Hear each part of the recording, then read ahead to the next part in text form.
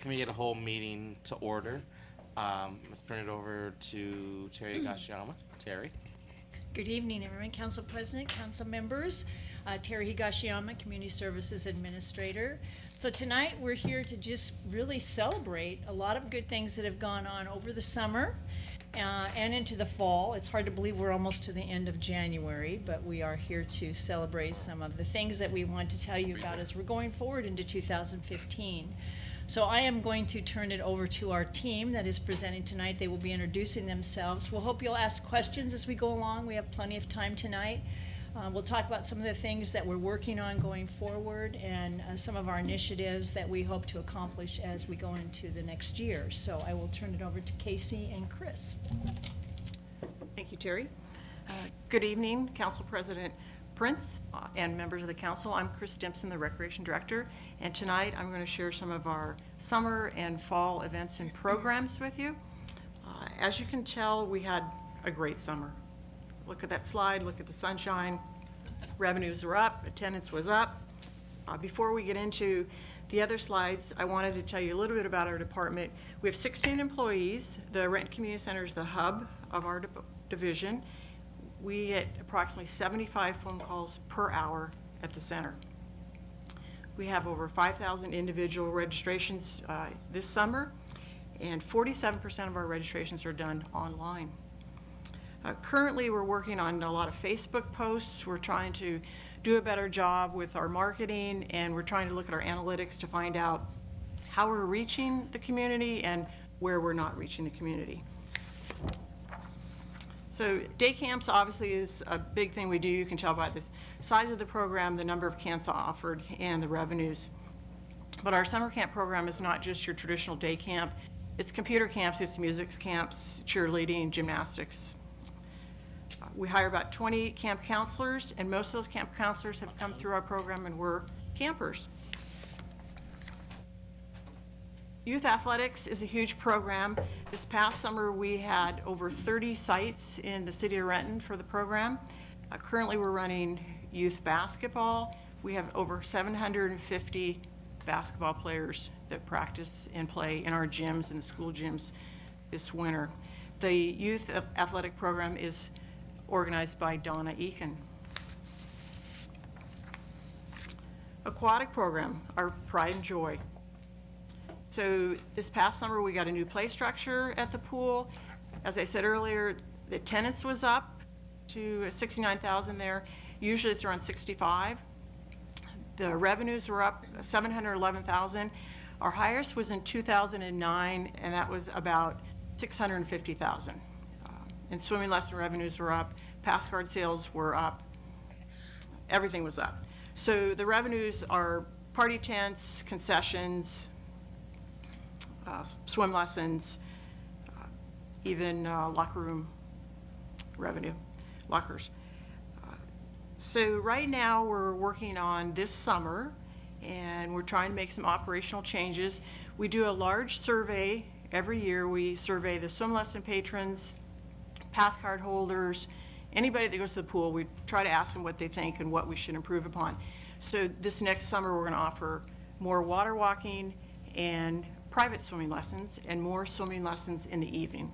That was what people have requested. Customer service is a huge priority at the pool, and I'd like to read you this email I received in September. Dear Chris, I just wanted to give a huge thanks to the staff of the Henry Modes Aquatic Center for a fantastic summer. In addition, I must share my gratitude to the lifeguards who supported my family at our recent pool rental on August 23rd. The staff was ever so helpful, courteous, and helped everything run so smoothly. They assisted my family with emptying out the car with the food, and we didn't even have to ask. They helped us pack everything back up, and with a smile. Not only that, but they were enthusiastic, energetic, and diligent with keeping our guests safe. My party went better than I ever could have imagined, and I owe it to your terrific staff. Warmly, Lee Hannon. So it's nice to get those compared to some of the other ones. So the boat launch, I put some numbers up there. We sell about 400 passes a season, and we have 6,500 paid day launches. They're just using that machine. We have the largest launch on Lake Washington with 8 lanes, and the boat launch is staffed by Kelly's crew on Friday, Saturday, and Sunday. More on the aquatic program. This was something new this summer, and this was just fabulous. I can't tell you how successful it was. You can see by the numbers up there on the life jackets. We purchased the jackets for each site. Only one jacket didn't come back. And I think it's because that kid threw up on the jacket, so we didn't want it back. The one thing, we're talking about having the jacket program, loaner jacket program at the boat launch, because surprisingly enough, a lot of boaters don't have the correct amount of jackets when they go out on the lake. So we're looking at that. Mr. Chair? Yes. And I can tell you from the lifeguard's point of view, the life jackets were wonderful. They had so many fewer saves, they said, because they had them on. Yeah, and those days when we had, 800 in the park, or maybe more? And there weren't any saves. That's remarkable That is great. for that many Yeah, people. that was just a great outcome of that program. Yeah, thank you for doing that. So on the beaches, as you know, we guard the beaches mid-June through Labor Day, both sites. We have 4 guards assigned to Kennydale and 12 guards assigned to Coulon. With our training program at the beach, we work with the fire department and their dive team because it's a little more specialized at the beach. In addition, every summer we participate in the Lake Washington Challenge Cup, which is the lifeguard games with the guards from Bellevue, Mercer Island, and Seattle. They do a lot of Ironman type competitions, first aid scenarios, rescue drills. Unfortunately, this summer we did have to close the beach for a couple days due to poor water quality, if you remember that. So it doesn't happen every year, but this year it did. Special recreation, softball is a big program in the summer, but in addition to all the Special Olympic sports we do, we also offer art classes, social programs, trips, and the participant ages are between 8 and 75 years old. I'd like to read you a little story about one of our participants in special recreation. A true champion. Carissa was a remarkable 43-year-old woman. On September 26, 2010, she had a major stroke, which left her paralyzed on the entire left side of her body and confined her to a wheelchair. In 2013, Carissa joined the Renton Roadrunners Special Olympics softball team. Between the years 2013 and 2014, she won 7 gold medals and 1 silver medal. She competed in the softball individual skills wheelchair division and track and field wheelchair division. On August 16, 2014, Carissa represented the Renton Roadrunners in the Washington State Special Olympics softball tournament. She won her 7th and final gold medal. Carissa then approached her father and stated, "Dad, this is my last one." She loved her teammates and coaches and was proud to represent the team in the city of Renton. Prior to the tournament, Carissa calmly told her therapist that she was going to win her 7th gold medal, and then she was going to go home, her heavenly home. She passed away in September. So, but what Special Olympics and our program did for her and her family was absolutely tremendous. Community garden. Right next to the senior center, we have 41 plots with a waiting list. We received $10,000 from CVS drugstore, and we're working on a new community garden in the North Highlands area. We met today. We're going to be working with the community up there, Renton Housing Authority, the preschool that leases space in the building, and the new Meadowcrest School. So look forward to that. It's going to be great. That'll be great. Picnic shelters. Obviously, we do a lot of reservations for the shelters. You can reserve them after January 2nd, and you can reserve them online. If you note there, we were closed a couple of the shelters, Liberty Park due to the library construction, Riverview Park due to the bridge, and then this next year, the North Shelter at Coulon will be closed part of the season due to the paving project. So if we get them all online, we even have more rentals available. Speaking of rentals, Rentals is a big thing, especially at the community center. We had 37 weddings in the past 6 months. Just at the community center alone, we bring in over $110,000 in rentals. This picture here, this is a wedding at the community center that happened last fall. The couple met at the Seahawks. The groomsmen all wore jerseys. The bride had special-made blue and green glittered shoes. Cute.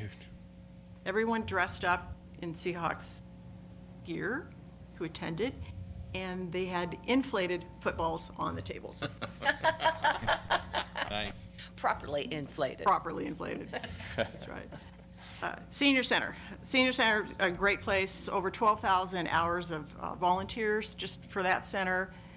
250 average people come each day. It's packed. We have a lot of donations of money from families who just really appreciate the camaraderie that their loved ones have had at the center. New this year, we're open on Wednesday nights till 9 o'clock. We're offering computer classes in Spanish, and we have pickleball on Wednesday. So we're right now working on the final draft of the senior business plan. So when we get that done, we'll bring it back up to you and talk to you about what strategies we've learned, trends, where we need to go in the next 5 to 10 years with our senior population. Special events, obviously, we do a lot of special events in the city. The recreation ones are sort of on a different tier than the ones that Casey does with Clam Lights and Renton River Days. Those are a couple popular ones up there. The Pooch Plunge, Councilman Parmel, I think you attended that one. That's We're gonna- fun. We're going to add more sessions this next year. Good. The picture to the right, we did a movie at Coulon, and we'd like to do that again this summer. It's a nice venue. Yeah. Mr. Chair? Yes, Ms. On that Palmer. pooch plunge, I had a lady come up to me and thank me, and she had driven from Snohomish and said next time she was going to sign up for all three because it took her longer. It took her over an hour to get here, but she was very thankful. Okay, well, we hope to have 5 or 6 sessions. Yay. So we're just, They'll sell out. yeah, they will. Great. Couple other special events, the Holiday Bazaar, we had record numbers, we had great weather, so that was nice. And then the Candy Cane Fun Run photo up there, what's really unique about that photo is that that couple was on the original dog park task force. They had no children, and those dogs were puppies. Isn't that great? Yeah, wonderful family. The daddy-daughter dance is sold out, just in case you want to know that. And then the Polar Bear Dip, if you haven't been to it, it's a great event. You don't have to go in the water, just watching it is great. And every year, we get more and more people. I'm looking for Councilwoman Palmer in that picture. I didn't see her there. Thank you for not including it. Always looking my best, pasty white on January 1st. But I'm there. Yeah, we're just proud of you for going. Partnerships, obviously, we couldn't do any of the programs or events we have without the partnerships. Those are just a few. The King County Library system is absolutely tremendous. They're providing all these entertainments and musical events in the parks. They come to the pool for swim lessons, and they sign up children for their library card. Just a great mesh of where the kids are, having the library to go van outside the gates there at the pool. We work closely with Ruff, obviously. They have a lot of work parties. They do all the work. We couldn't do it without them. Staff has just met with Baden Sports. They've moved back into Renton, and of course, they're the football and the softball folks, so we're trying to see what they'd like to do for some of our programs. Other than that, thank you for your time, and do you have any questions for me? Any questions from council? Great report. Thanks, Chris. You're welcome. Good evening, Council President Prince and council members. I am Casey Stanley, and I'm the Neighborhood Resource and Events Manager. And I'll be presenting all the hard work that my team did this summer and this fall. And you'll be able to see all my team members up on the screen. And I'll be talking about each individual's program areas. The City of Renton Neighborhood Program began with a vision to promote positive communication between residents and city government. Sorry, can you not hear me? Can you hear me? Okay.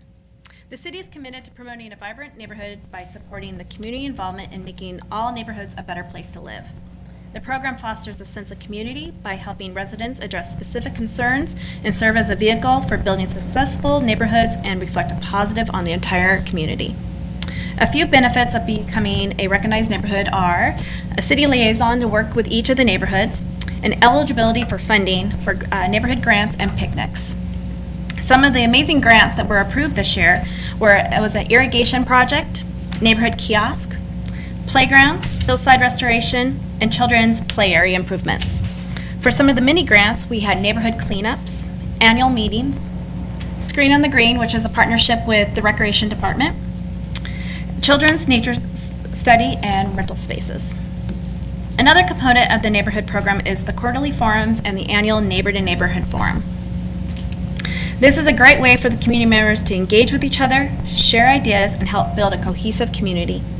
They are open to all residents. The Renton Farmers Market happened on Tuesdays, June through September, where we were able to provide opportunities for people to purchase fresh fruits and vegetables from local farmers. We created a weekly gathering spot for people to enjoy entertainment, kids' activities, educational demonstrations and resources, and a sense of community. This year, we expanded the footprint to Market West, the lot west of Logan Avenue. This allowed us to accept a limited number of artisan craft vendors and wine sampling. It was also a great space for the distribution of WIC, which stands for Women, Infant, and Children. And it's a voucher program for eligible people to purchase fresh fruits and vegetables. And they were able to do that at our farmers market, and we were also one of the highest redeemed markets in South King County. Just a side note, we also accept vouchers from our senior farmers market nutrition program too, and that we can use to purchase fresh fruits and vegetables. For 2015, we are looking into other programs that could help with food accessibility for our vulnerable populations. Also new this year was the addition of the Market Day sponsor, which allowed interested businesses and organizations to show their support for the Renton Farmers Market and participate at the market on-site on their sponsored day. A couple of notable days were Green Day, sponsored by Yonker Nissan, promoting environmental issues such as recycling and reduced food waste. Salmon Days, sponsored by Cedar Grove, working with the Parks Commissioner member Larry Raymond and Friends of Cedar River Watershed to promote Cedar River salmon migration. The farmers market could not happen without volunteers. We had over 3,400 hours of service that were provided by the Piazza Renton Group, Key Club, various other groups. The farmers market provides a gathering spot, social element, and community pride for our volunteers. Children need healthy food all year long. During the school year, many children receive free and reduced price breakfast, lunch through the school, breakfast, and national school lunch programs. When school lets out, many of these children are at risk for hunger. Hunger is one of the most severe roadblocks to the learning process. Lack of nutrition during the summer months may set up a cycle for poor performance once school begins again and makes children more prone to illness and other health issues. The summer lunch program is designed to fill that nutritional gap and make sure that children get the nutritional meals that they need. The City of Renton and the Renton School District partnered to offer 22 sites this summer. The lunch sites are sponsored by volunteers or staff members of nonprofit organizations, the Renton School District staff, and 2 sites are operated by the recreation staff, the Highlands Neighborhood Center and Royal Hills Apartments. A few of the sites that we offer are to-go kits, and the King County Library System provides entertainment, which helps recruit kids to come to the sites for lunches. Otherwise, it's really hard to get the kids just to come.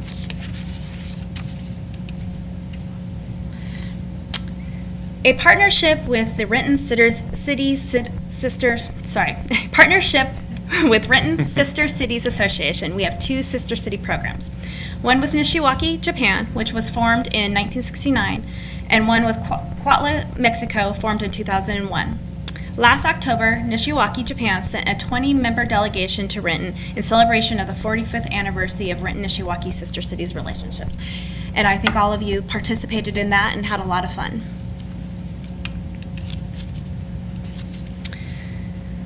Sonia Maylander, the Neighborhood Resource and Events Coordinator, presented on the 4th of July and Renton River Days at the end of summer. So I'm just going to touch bases on the holiday lights that happened in December. Holiday lights consist of 2 events and a month-long display at 2 different locations. Clam lights at Jean Coulon Memorial Park, which happened on December 5th, and holiday lights at the Piazza Park, which happened on December 6th. Both events could not happen without the recreation, facilities, and park divisions. It was a beautiful night, and Clam Lights had record crowds. New this year at Clam Lights was the Santa Sleigh donated by McLennan Hardware, and the tractor hay and vintage fire engine ride for families. The holiday lights at Piazza Park consisted of the tree lighting and the Santa house. This is in partnership with the Renton Piazza. Again, we had record numbers. The Renton Community Service Department strives to make recreation opportunities available to all interested residents, regardless of income or age. To that end, we provide scholarships for those who might not otherwise be able to participate. To be eligible, you must have a household gross income that does not exceed the U.S. Department of Housing and Urban Development income guidelines. The scholarship program is not supported by tax dollars. The success of this program is dependent upon the generosity of service groups, individuals, and the Renton business community. Renton Housing Authority partnered with Community Services by having an RHA voucher program.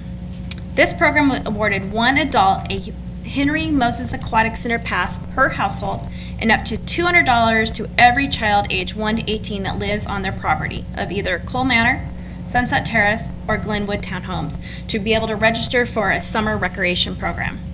They awarded over $4,900 to 66 individuals this summer.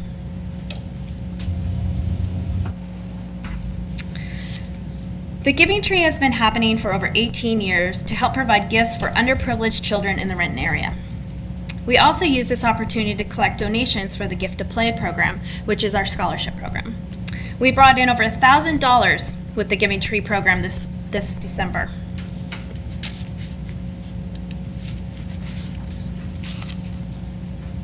It is the belief of the City of Renton to promote citizen involvement through volunteer service opportunities that support and facilitate a sense of pride, ownership, and shared responsibility for our community. Volunteer programs respond to growing service demands while meeting a unique requirement of diverse population through partnerships, innovation, and outcome management. Project volunteers are individuals or groups that donate service to accomplish a specific job with a limited duration.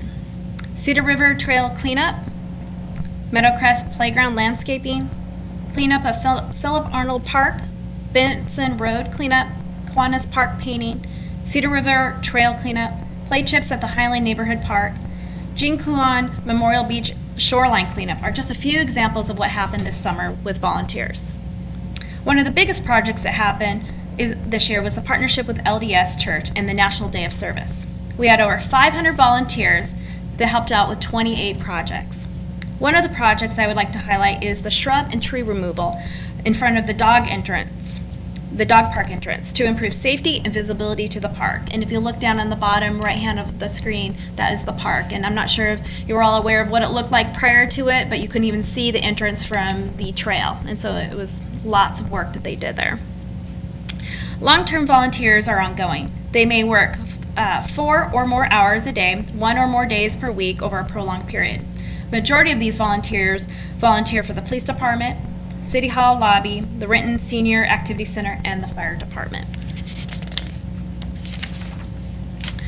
The City of Renton has a special events committee that consists of employees from the following departments: the Community Economic Development, Public Works, Human Resources Risk Management, Communications, Police, Fire, and Community Services. The goal of the committee is to provide excellent customer service to our organizations that would like to host a large-scale event in Renton. In 2014, the committee issued 36 permits for events. Some highlights of the events included Return to Renton Car Show, the Harley-Davis Grand Opening, Seattle-Portland Ride, the Seahawks Train, Go Hawks! Obliterary Ride, Cast for Kids, Pick a Warrior Fishing, and the Renton Oktoberfest. Do we have any questions? Any questions from council? I do. Has there been any resolution on the increase for farmers market vendors? I know the county was proposing, wasn't it the county Yes, that was proposing quite a hike? they were going to propose, and they've decided to go back to the drawing board Good. for the farmers market to look at, they are going to increase, they're just not sure how high, not to where they had it. So they're going to do maybe a stair step, but they're not going to do it this year. Okay, good, thank you. Is what, Go ahead, Don. I guess what permit or what is a King County? So to have a farmer's market, you have to apply through the King County Health Department to be able to have, and so we were going to be hurt a little bit by the increase, but it was actually going to hurt the farmers the most, or the vendors coming to the market the most. So they were going to have, I think it was 129% increase from the previous year, and they were going to have to pay that at each market. So instead of doing one permit for all the farmers markets, they were going to have to pay that at each market. So then that was going to hurt them for applying to be in multiple markets. What, you know, And what it was supposed to cover is that for them to come out and do inspections, and because it was considered overtime, and that they were going to each market, and so they were paying whatever they paid their staff. It was an hourly fee times overhead times what the markup was, overtime and all that stuff, to come up with the calculation of what that fee was going to be. that's incredible. I mean, I find it hard that we have to get a special permit to do the senior day at the community center, and they come there like the Gestapo for about 5 minutes, and the gal didn't even know what a doggone pre-cooked hamburger looked like. I know Councilmember Person has had several connections with the health department as they come out, and we do deal with them also at the pool and other places that food is served. What I think is really remarkable in this situation that Casey is explaining is that we sent a letter, the mayor sent a letter down, as did mayors from other cities, saying this doesn't work for farmers markets when we're trying to get people to eat healthy, and then we're penalizing the farmers for bringing their produce and then doing multiple farms. So I think it was the voice of a lot of cities coming together and joining together that made them step back to look at. There are a lot of great things we do with the Seattle King County Health Department, and there are a lot of good initiatives that happen within. I think we have to make sure that it doesn't penalize in the bottom line for the good things we're trying to do within the community, and I think that's why they step back. And I think in their defense, obviously, we want everything to be safe. If something were to happen, we were have to have an outbreak, people would immediately come down on the health department and wonder why they weren't doing a better job of oversight. But it is this balance of, here we are trying to encourage people to eat more healthy, and we don't want to penalize that process. So they'll have to figure out how they can recover their costs in some way that's more equitable. Thank you. Thank you, guys. Kelly, you up next? Yes, sir, if that's okay. Of course.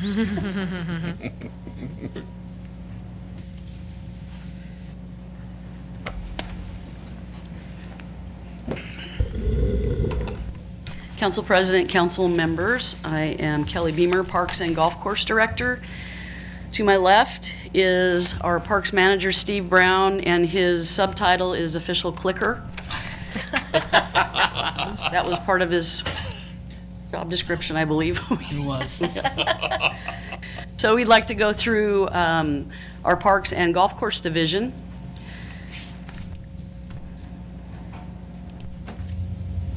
So we'll start with Parks Maintenance first. A lot of this is just some information, background information, to let you know what we've done, our parks teams have done throughout the season. We do consist of 3 shops, one on Williams, one on Park Avenue, and one at Coulon. And you can see that we have 22 full-time employees, and then we also bring in 30-plus temporary seasonal employees, depending on the year. We did implement quite a few organizational changes this year. One being moving Steve into a manager position. We've also hired 2 new supervisors, one from within and one from outside of the city. We've also hired a new maintenance worker through that process, and now with the retirement of our lead, Jeff Nassett, who took care of facilitating and coordinating a lot of our volunteer events, we are in the process now of replacing his position. So a lot of movement within our organization, but the great thing is that that provides a lot of internal opportunity, and we get to work on leadership and those type of skills too, so it definitely is a bonus for us. So the parks crews are responsible for maintaining all the parks and developed trails. The 7 miles of trails, we maintain 5 miles of the Cedar River Trail, and then the additional 2 miles are down at Coulon. So a lot of pathways and parks to take care of. All of our workers, starting at the Parks Maintenance 2 level, need to be Washington State applicator certified for pesticide application. And then as they move up through the system, they are required to either get a certified playground safety inspector certification or a backflow assembly tester certification.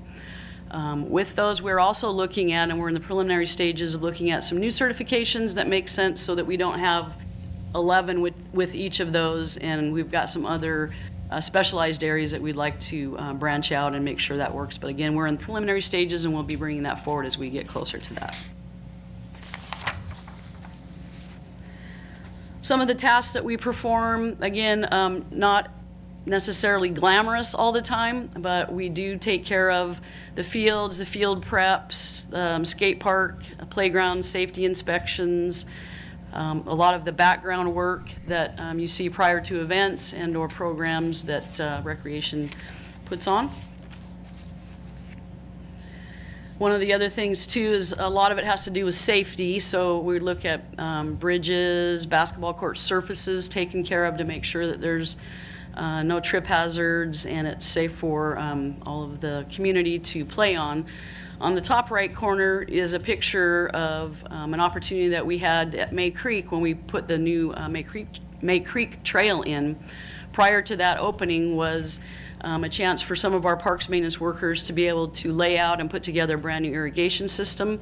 So it's something that we wouldn't normally do in a normal park system, but this gave that opportunity. It's a temporary system and will be out in a couple years, but again, it was able to afford them that opportunity. And then also we take care of a lot of the support on emergency management, and some things that some community members don't know is that we do at our sports courts and some of our area park lighting, we do take care of all of the lighting as well.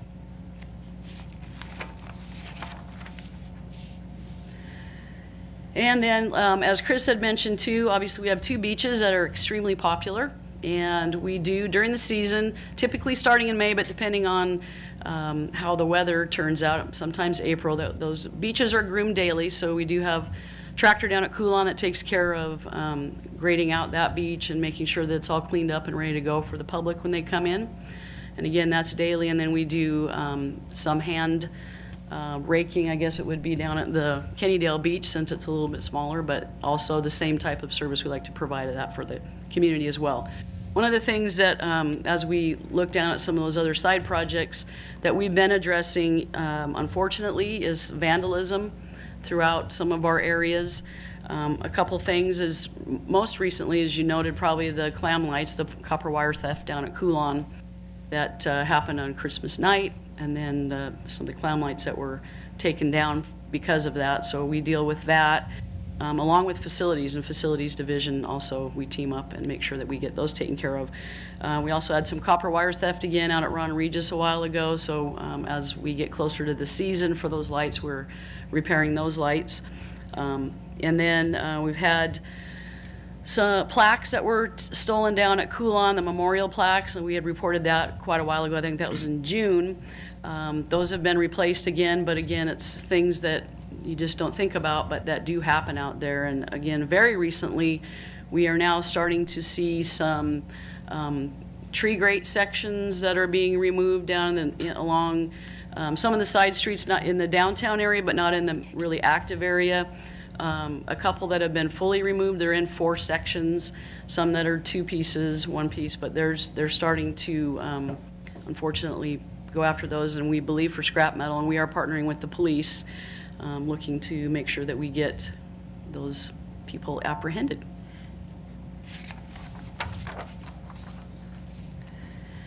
And then again, some of the other job tasks that we continue is some of the background support work, where we are supporting all the special events with Renton River Days, 4th of July, Arbor Day, Earth Day, all the other things, setting out nets for the fishing derby, setting up stages. So all those type of activities are what the parks maintenance crews take care of.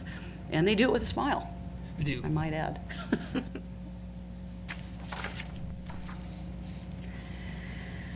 So again, part of our job is to support all of the area divisions and departments, and one of them is to support our urban forestry program. One of the things that we do is obviously a lot of tree trimming throughout the city. Not a lot, but some would be during emergencies. So if a truck hit a branch and knocked it down, then we'll come out and make sure we take care of that. Or just for visual accessibility, either to lights and things like that, or driveway entrances, will help with that. Obviously, the larger tree projects like that's being done down at the library would be a contractor coming in. But again, the parks crews do take care of a lot of that. We have a lift truck that goes down through the city, and we make sure that we keep branches and things out of the way. And then just a reminder, last couple of years we've done projects with our transportation division where we replaced the trees along 3rd, took those large trees down and then replaced them, as well as 4th Avenue, 4th and Wells. There's a couple of, actually I think we replaced 5 to 7 trees down there as well. So it's a continual process, and we'll continue to work with our Public Works Department. Speaking of trees, back to the emergencies, there's quite a bit that happens throughout the season. A lot that happens along the Cedar River Trail, sometimes areas along the Springbrook Trail, but we do respond to those. Most of the time in the wintertime, there's a lot that happens in the summertime, but obviously most due to weather issues. And depending on the year, we can go from floods to tree work to trail issues, those kind of things. So it continually keeps our job unique, so we're not doing the same thing every day. One of the fantastic things that our division gets to manage is the Trail Ranger program. It's been coming up into its 5th season. Again, it's a seasonal job, but it is all about volunteerism. And we've been increasing every year. We have 10 volunteers that ride the trail in an electric golf cart. So we're environmentally friendly with that. But we go along, and it's mostly about being an ambassador on the trail. So we help educate on trail etiquette and safety. Our trail rangers have phones so that if there are emergencies, they're able to contact 911 immediately, or staff, depending on what the emergency is. Just a great group of people. Steve is now looking at managing that program, and we have one of our park board members is the lead on that, and he does the scheduling. Al Dykeman, he's been on since the inception and absolutely loves it. He's thinking about things all the time and coming up with some new ideas. We have, light, strobe light, and we have signs that we can put out. Now we're looking at marketing signs, so if you're either approaching or following the Trail Ranger, they'll have things that say, hey, don't forget about, Renton River Days, or reminding people about our I Can initiative. And so it spurs on some conversation, and we also carry pamphlets and things, so we're able to, again, be ambassador and increase the education for our trail users. Mr. President, Yes, Mr. President. are you still looking for more volunteers for that program? Absolutely. We have the paperwork and the signups on the volunteer webpage, and I believe, I'll have to double check, but I believe it's on the Parks webpage as well. But it has all the contact information and the application for the volunteers. Okay, thank you. Thank you for bringing that up. One of the other projects that we have done annually and are continuing to improve on is the Coulon Sod Replacement Project. And this year we included tree pruning in on that. Obviously, the active and very popular South End area where our shelters are at get immense wear on the turf. And each year, we need to go back in so that it doesn't end up being either sparse turf or dirt and mud, that we come back in and replace that so it's set back up for the next year. We are looking at trying to implement new ways of keeping the turf down there a little bit healthier throughout the year. And again, it's just tough with the amount of activity that's on that. But with pruning back the trees and thinning them out allows more airflow through, as well as sunlight. So we're hoping that that's going to encourage a little bit deeper roots in the grass system. And we'll see how much help that goes on through the year. We also, this year, have we poured a little extra concrete around some of our barbecue areas so that it makes sense of the walk-off areas, that we're not walking right off into worn grass areas, but into, you know, the concrete where people kind of gather around, and it helps keep that turf in a little bit better shape. Oh, speak. And again, as I mentioned, Jeff Nassett, who has retired and has done a fantastic job with our neighborhood resources and events volunteerism. A great lead. He's down in the bottom middle picture. Just retired last week. Is that right? Last week. Oh, gosh, time flies. But again, we do a lot with the volunteers. A lot of our fun projects are working with Eagle Scouts. We did the kiosk up along the Cedar River Trail. They do a lot of our park signage as far as the park identification signage. So it's the main signs that tell you where the park is at and the address.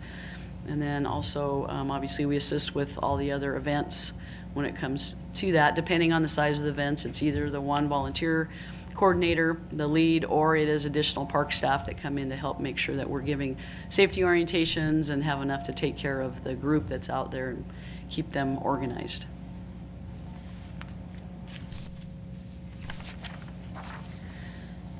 This year, our parks team has been tasked with the shelter removal through the shelter removal policies, so citywide within parks and right-of-ways and some other areas that are city-owned. The Parks Group takes care of those, in addition to the partnership with police. So with the new policy, how that works is just kind of a reminder is that we go out and identify areas. Most of our parks teams know where the homeless and the shelters are in our open space areas and in our parks. But there's also areas that come in under bridges and some behind bulkheads and those kind of things that we get notified from the public as well. We are required per the policy to post those areas. We can't just come right in and take anything. So we post those areas. They need to be posted for a minimum of 48 hours. We try to make contact when we post them, depending on the area and how familiar we are with those areas. We'll bring police officers in with us. We want to make sure that everyone's safe when they go out there. And then we'll post them that they need to remove their items and not to be on city property. And that, again, if it's a larger camp, the police will go with us. Typically, even though it's a minimum of 48 hours, it's typically a week to 10 days by the time we post them and are able to coordinate our vendor or us, depending on the size of the area, to come in and clean those areas up. And again, the police come in with us. It is the police officer's discretion on whether the property is refuse or garbage or personal property. So we're at the liberty of what they decide. And if it is personal property, then that property goes into their evidence area and gets stored for 60 days until such time that they could come in and claim it.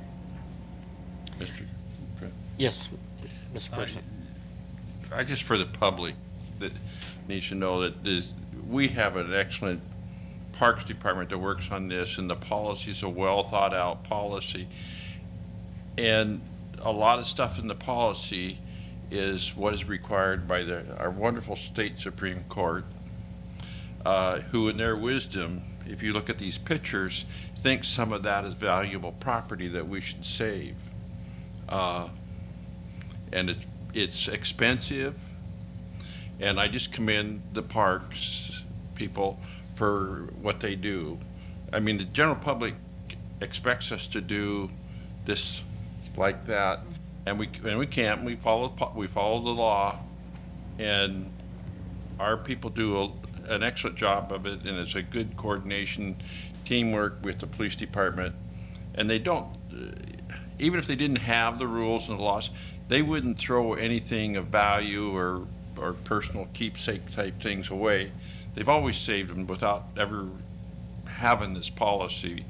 But I just think the public has to understand as they see these encampments that we do move as fast as we can, but we still have to follow the law, and a lot of that law doesn't make sense to me, but we do follow it. Thank you. Yes, that's correct. I get it. And it is expensive to remove the items, so. Oh, guy. Also, another policy, internal policy procedure for the Community Services Department this year was the park donation memorial policy.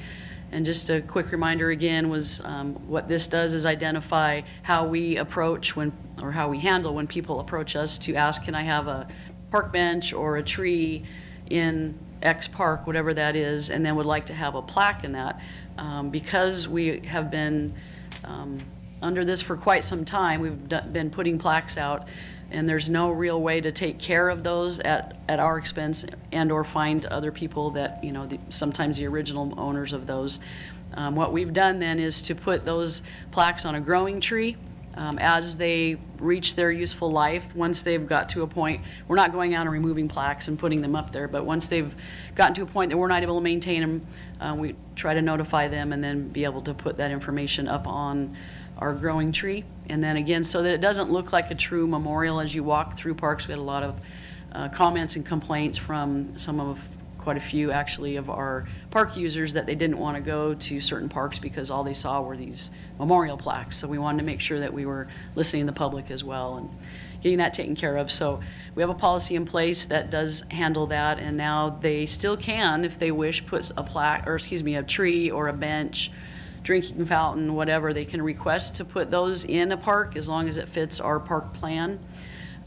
But at that point, then they're also able, with whatever donation that is, to have their name or their text or however they like to recognize their loved one on the memorial growing tree. So just wanted a little refresher on that. So any questions on parks maintenance before I move into Questions the from golf council? course? Mr. Person? Mine's not a question, mine's just a thank you to all the park people. We consistently get all these compliments about how nice all our parks are and all the programs. And I have met one of our city park employees, whether community services, that aren't dedicated to our parks and to our citizens and to our programs. But I have to give special recognition and challenge Terry Higashiyama one more time. She knows how much I respect those guys that are out there in a windstorm and a rain picking up leaves. And I just think there has to be some kind of automation that we can find.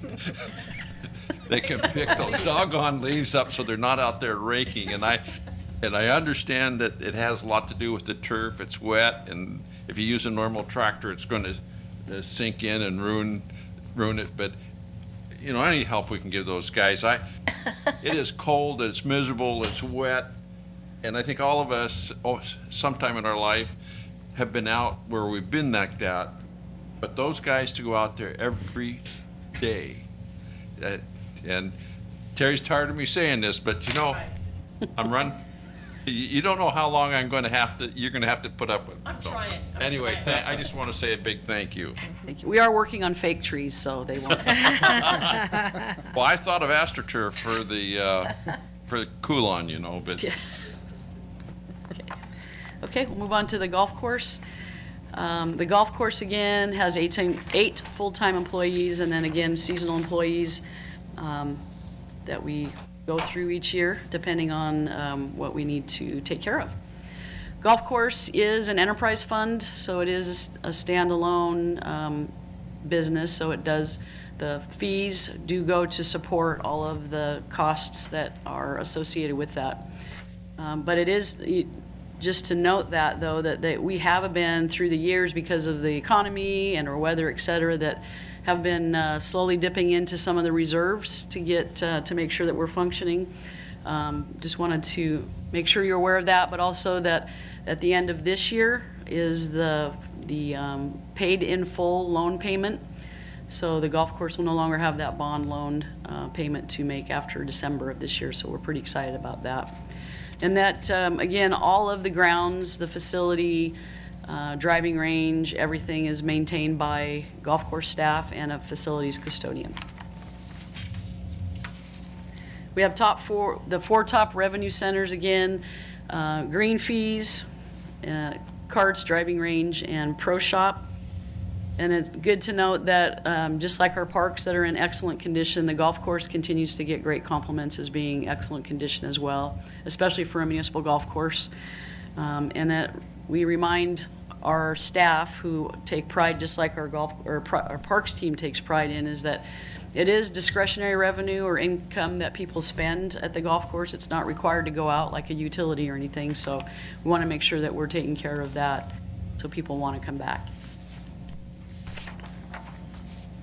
And then some of the expenses that are incurred year after year, obviously the maintenance and staffing and operations. And what changes year after year are things that are the pest and disease things that happen to the turf. Obviously, greens are extremely important, part of the draw that brings people out to the golf course. And you can see in the top left, this is from, thank goodness, several years ago, some turf issues that we've had. And then the bottom right is an ongoing, that happens in parks as well as moles. So we're constantly battling those little varmints. I won't comment. Yeah, that's as far as I'm going. We know what you. Although I think Yes. Jay has found, I think his bald has found several of the mole holes, so didn't know if you'd want to comment on that or not, no? Okay. Again, some of the events that we do host what we call outside tournaments, meaning other people from agencies, organizations come and ask to host a tournament at our place. We have at Maplewood Golf Course have over 50 tournaments this year. In addition, the men's and ladies clubs that are out there, they also have a schedule of tournaments as well. So they're typically at about a 20 tournament average throughout the year, and then have other specialty events.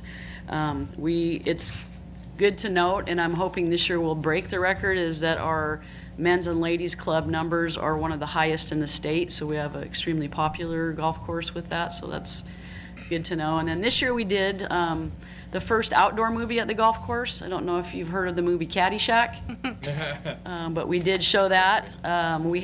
It was off of the patio from the restaurant, and it was super popular for a first-time event. We had a little over 60 people, and popcorn and food and drinks, and everybody had a good time, cheering on the Caddyshack, all the phrases that go on with that, and I won't bore you with that, but it was very successful. I think they show you how to handle the gophers in that movie. Yeah. They did, and we tried the dynamite out there a couple times, but got in trouble, so.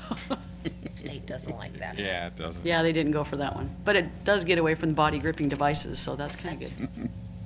Also, just as a note that we do coordinate all of the marketing, so both internal marketing, which are pieces that are throughout the golf course buildings, so hard copy pieces, and then on our city's website, as well as other marketing websites as well.